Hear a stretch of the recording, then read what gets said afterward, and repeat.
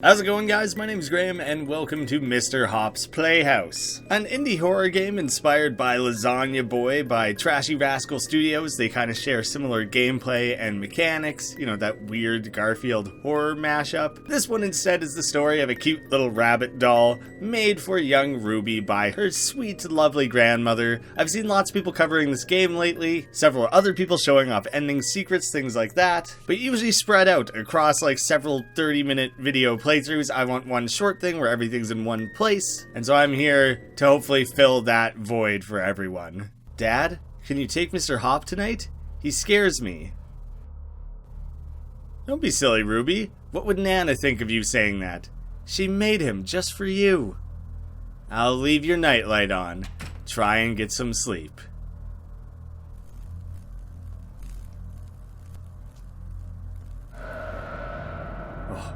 The horrors. Mom? Dad?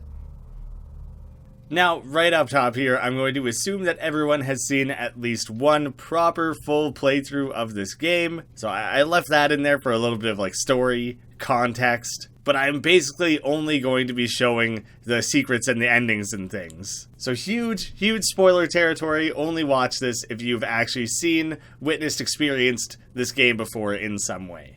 The developer has specifically stated that there are several unfound secrets at this point, so I'm going to be doing as like thorough of a hunt as I possibly can. This isn't so much a secret as it is just a cool moment. The first time you head upstairs to the right, we see these eyes in the darkness, and note that there is nothing to the right of the Christmas tree. That's important later. The first ending is as simple as can be. Wake up, go straight to your parents' bedroom. Mom? Dad? Where are you? Depending which version of the game you originally saw a playthrough of, you may have seen a bloody bedroom. Note that in the most up-to-date version, that is no longer the case. It's not a glitch, it's just been removed from the game at this point. Basically, forget this noise, let's get out of here. Just start running straight back to the bedroom, and you see Mr. Hopp running around. Death is just kind of a little bit of a jump scare. There's no real consequence. It doesn't actually count as its own ending or anything like that. Run back to bed, climb in. The end, ending number 1, sleep tight. Ruby insisted it was all a bad dream and went back to bed. Maybe that was a mistake. Now you get plopped straight back into the game here. Your new task is to instead leave the house. You just keep running all the way to the right until you can make it to this room with the door heading outside. Mom? Task, find Ruby's mother. A tease put forward by the developer is you won't find Ruby's mother, but there is a secret there that nobody has found yet. People knew that this clown obviously had some significance. We didn't really know what. Moonbit even teased it a little bit themselves, while also teasing that while you can't actually find the mother, there is an interaction that takes place immediately after. Seeing as that's when the clown arrived, it also made sense to connect those two hints. Guys, I spent hours doing every possible combination of things with and without this clown that I could possibly think of. I finally went on Patreon and basically said, hey man, I know that after the mother is significant, the clown is significant, and this one user found this one particular secret.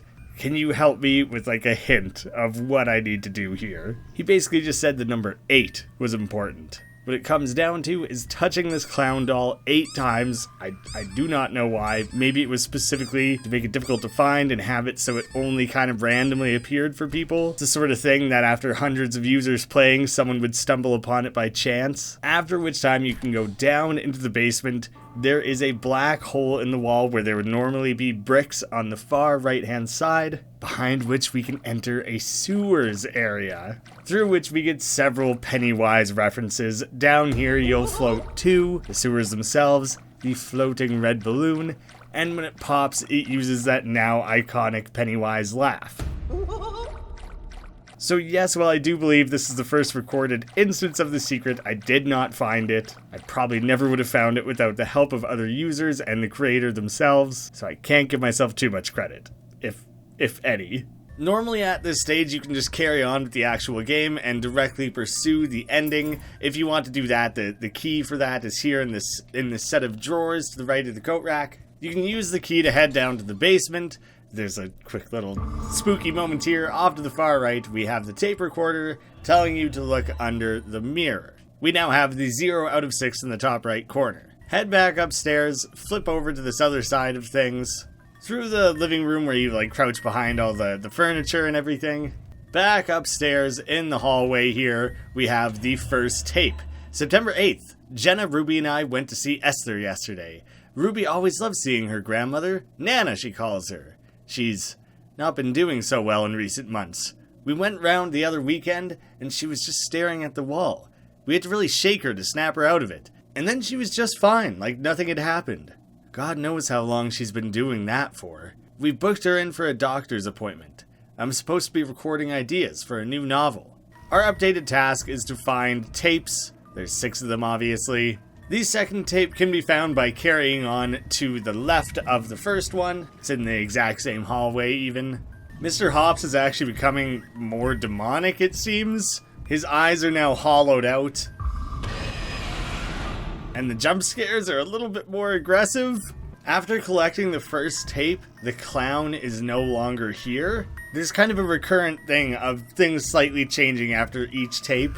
This also opens up in the kitchen. Not immediately important, we'll come back to that.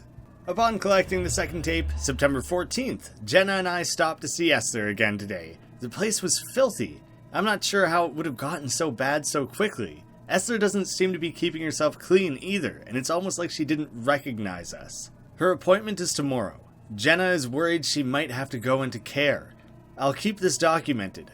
I hope Ruby doesn't have to see her like this. After we have 2 tapes down, we get this little jump scare hole punch through the wall. Nothing really comes of that. You can't interact with it or anything.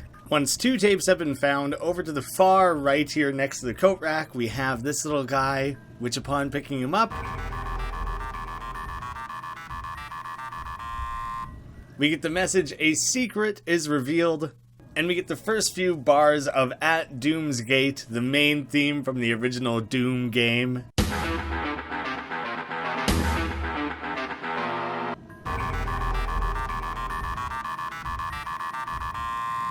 I like the idea of a secret unlocking another secret. It's kind of a cool little layering of Easter eggs. It only makes sense in a game about a giant rabbit, even if Easter and rabbits together doesn't make sense. You'll also notice that this open cupboard is no longer available. You have to make sure you get it after the first tape. Again, different ending, we'll come back to that. So, third tape just to the left of the main house door with the coat rack. September 15th. As of recording this, Esther is in the hospital. Her neighbors called the police in the early hours of the morning because they could hear her screaming. She will be there for a few days. We've told Ruby that she had a fall and that she's okay. We're waiting on a diagnosis. You can now see Mr. Hopp's eyes are starting to ooze a little bit. The jump scare is still the same. With 3 tapes found, we head up to the attic. To the right of the Christmas tree, we now have a door that was not previously there. And within, we have a room full of eyeballs that just kind of follow us around.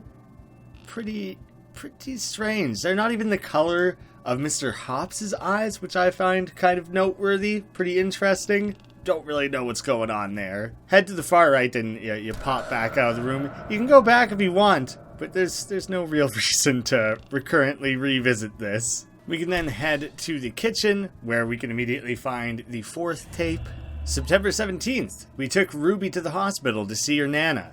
Esther made a soft toy for her called Mr. Hopp, a small rabbit. Esther always knitted her clothes and toys. Ruby was thankful, but I must admit, this toy does have a look to it. Something quite unsettling. Yeah, you don't think, Dad? We get a punch up through the floor. I kind of thought that would indicate that maybe something was going on in the basement. You know, he was directly there under us. There's not actually anything going on down here. All quiet down there. Mr. Hobbs' bow tie appears to be almost bleeding now.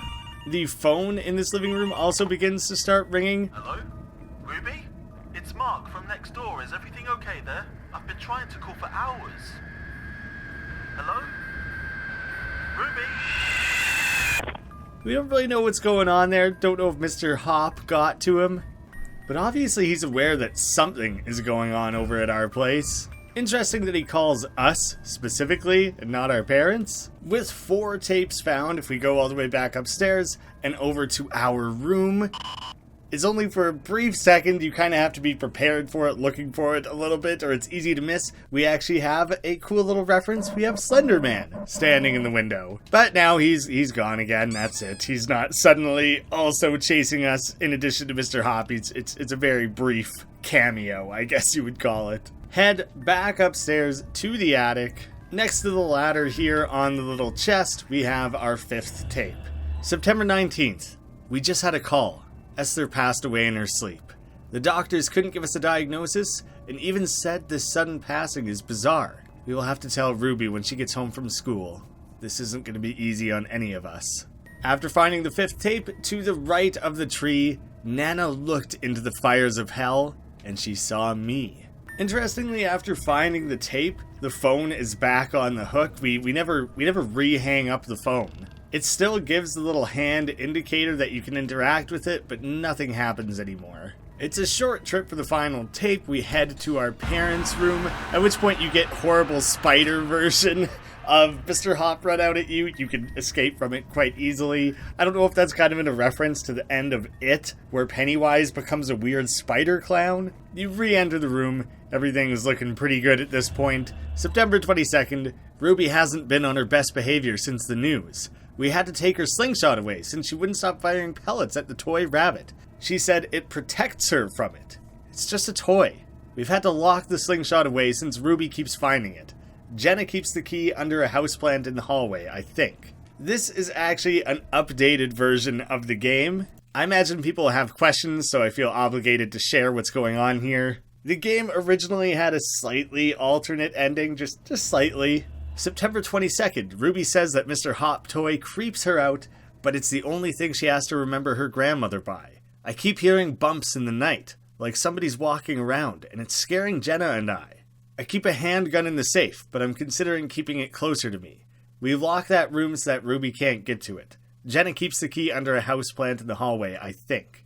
Seems like something you should know, Dad. 2 things here. It specifically layers in the new game that Ruby is not on her best behavior, and the handgun has been switched to a slingshot.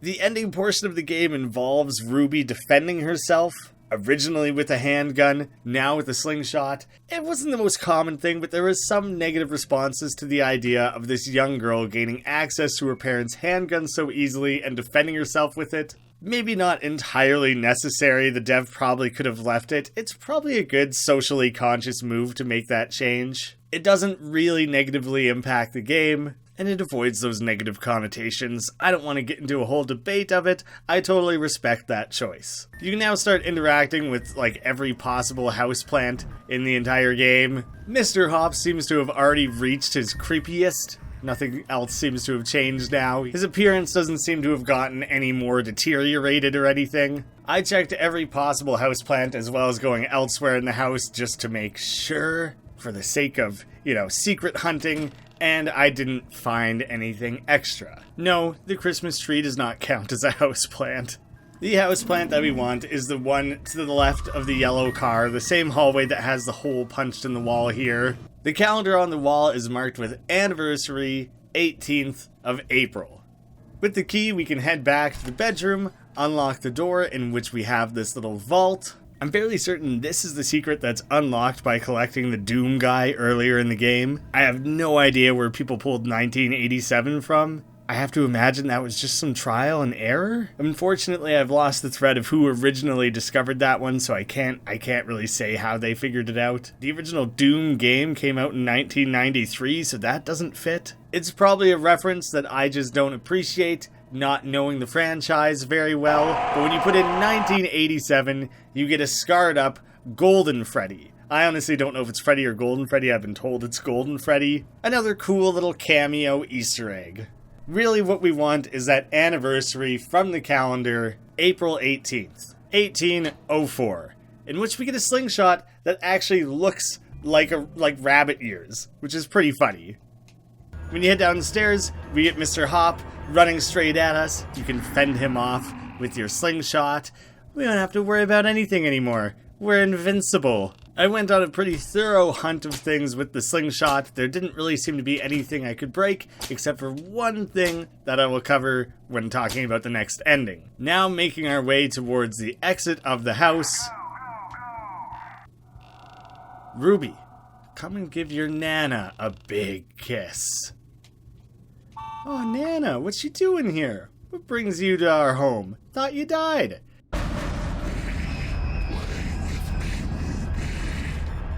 Run. Cheese it the hell out of there. Horrible, terrible things. The door is gone. We no longer have that as an option. You get this cool little action scene where you jump over the hands and shoot the other ones that you can't jump over until you make it to the exit, at which point the police arrive. Police, stay where you are.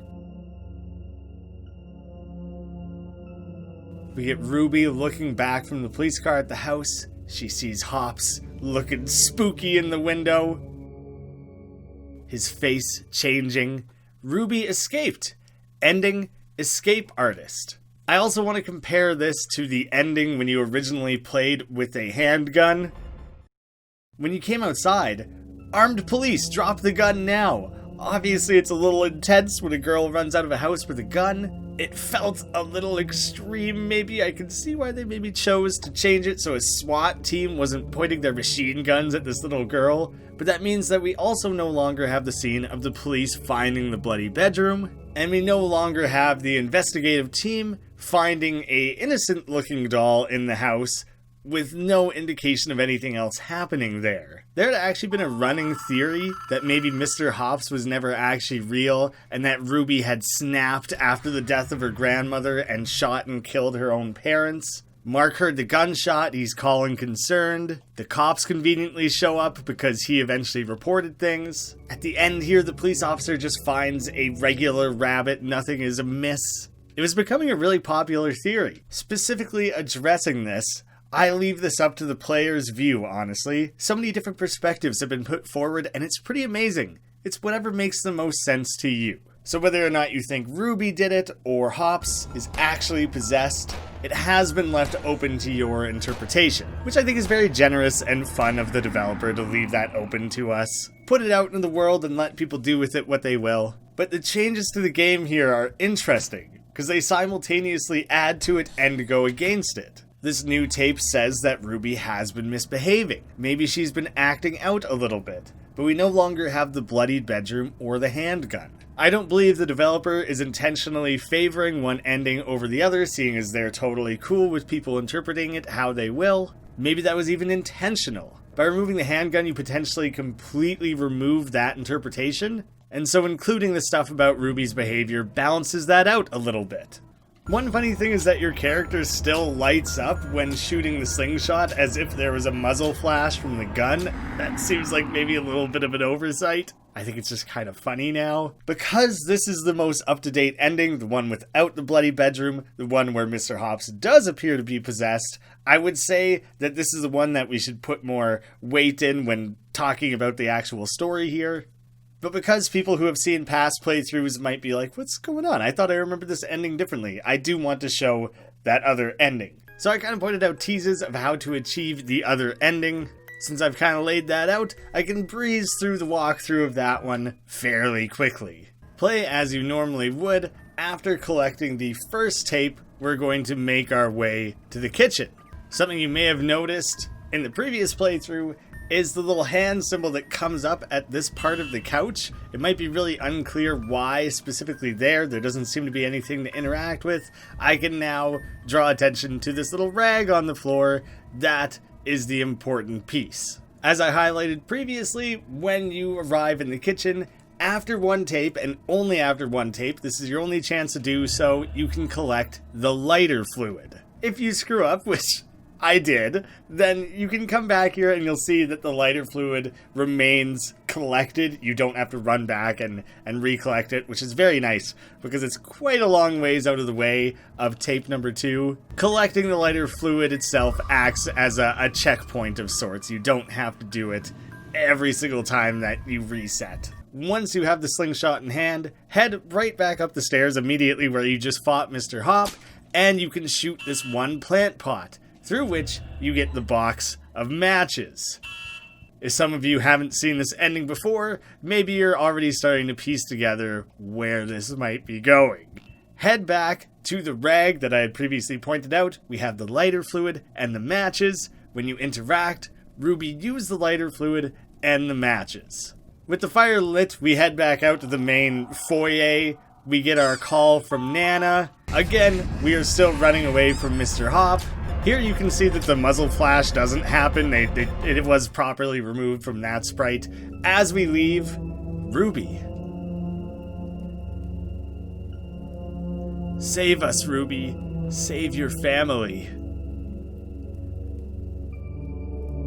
Ruby escaped, ending Firestarter. That ending appears to have been unchanged across the different versions. As for the Steam version having additional content, currently it does not, but Moonbit has confirmed that they plan to add to it a little bit in the future, expand things, add more to do, more secrets, so we can keep an eye out. This is something I want to share just because it's kind of cool. It's not something you can find within the main game, but over on Moonbit's Patreon, they do have a link to 1 hour with Mr. Hops, a Five Nights at Freddy's style fan game that blends the world of Mr. Hops with the gameplay mechanics of FNAF. It's pretty straightforward. There's 3 difficulties. Doesn't take very long to play through. You have to shine the light on Mr. Hops as he jumps around the room to try and keep him at bay. If you fail, you get a little jump scare. There's lots of fun stuff like that over on the Patreon. Totally worth checking out. You get free demos, behind the scenes looks, things like that. It's pretty cool. I'd say it's some really well curated content, including entire games like this that you can't play elsewhere. And hey, it would be a good place to stay up to date on any new information you might have about upcoming games. Finally, to wrap up this video, I did get permission for this because it was originally behind like a paywall on Patreon, so I wanted to make sure I wasn't like stepping out of line. Moonbit said it had been long enough that he was fine with it being shared publicly, so I do have permission to share this. We do have a tease that Mr. Hopp's Playhouse 2 will be coming sometime in mid-2020. He has other games in the works. It's not his top priority right now, but he will be getting back to it. Maybe once revisiting the original game a little bit more. Yeah, that's something cool we have to look forward to. For now, I believe that is all of the possible secrets and endings in this game. Absolutely all of them, but more will be coming. If you like this style of video, I'll have a link to a playlist of videos where I do similar secrets and endings highlights. Maybe you guys could suggest other games I take a look at. So yeah, check the description below. I'll have a link to Moonbit's Patreon in case you guys want to support him. Mr. Hops on itch and Steam is totally free, so this is the only real income that he would be making off these games. So yeah, consider giving that a look. Thank you so much for watching, and I'll see you again soon.